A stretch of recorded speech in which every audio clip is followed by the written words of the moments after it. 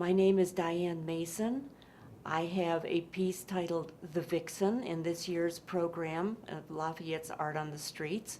It is a larger-than-life-size little female fox, and I hope everybody is going to come meet her. She doesn't bite, she doesn't make a mess, and I think you'll like her little expression. She's looking at you with a great deal of interest, and I hope you'll do the same to her and realize that foxes aren't the nasty, mean things that sometimes they're portrayed as being. They're just interesting little animals that are a part of our natural environment, and they should be appreciated as such. She is created in bronze, and so you can pet her, you can't hurt her, and I hope you'll enjoy her.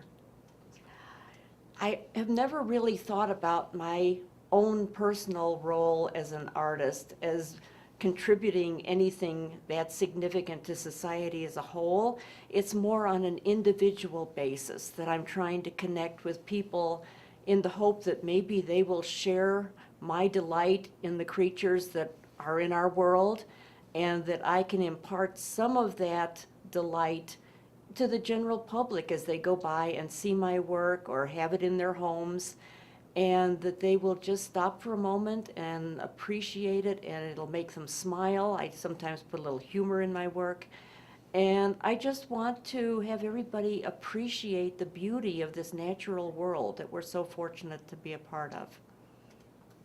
I started out as a sculptor back in the late 90s. And my main subject matter at the time was chickens, because I loved chickens. And so people liked my chickens, and I was doing well with them and all that, but eventually it occurred to me that I needed to evolve. I needed to do something beyond chickens, but I was still going to be working in bronze, and I don't think my work has evolved beyond the fact that I still want to use animals as my subject matter and that kind of thing, but it's where the art has taken me as an individual that has been so meaningful. The people that I have met along the way, the other artists all over the world, that has been what has been most meaningful to me. I have become the past president now of this international group called the Society of Animal Artists that was originated in 1960 in New York City. And I served as president for 5 years. Now I'm the treasurer. I just have been appointed to the board of the American Women Artists Organization. And so it's that kind of work that's keeping me busy now, and I may be doing less sculpting in the future. I've taken up some painting, but I still want to contribute as an artist to the art community in whatever role I can. There are so many things that I see not only around my home, where we have a herd of mule deer that come and lay down outside of my studio every day, and I have chickens and other kinds of birds, and we see coyotes and reptiles and all kinds of things on a regular basis.